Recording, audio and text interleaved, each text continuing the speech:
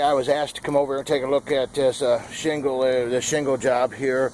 It's been here for a little bit, but all in all, it's in great shape. It's architectural shingles, but what I wanted to share with you is, if you can see this right here, how it's coming down off the roof and drooping so bad. And actually, it's going to break right here sooner or later. And that's why you want to have only about you like to have roof edge on it, so as that it helps support it to get it out over the gutter, but you also want to make sure you don't go much more than an inch or so past the roof edge or the roofing. And the reason is so because when it does overhang like this, it does create a weak spot and will crack and break. But right now everything looks good.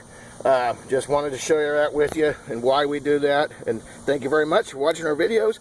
You're looking for a great home inspection, roof inspection, or a construction inspection, give us a call. Galloway Building Services. Thank you. Have a great day.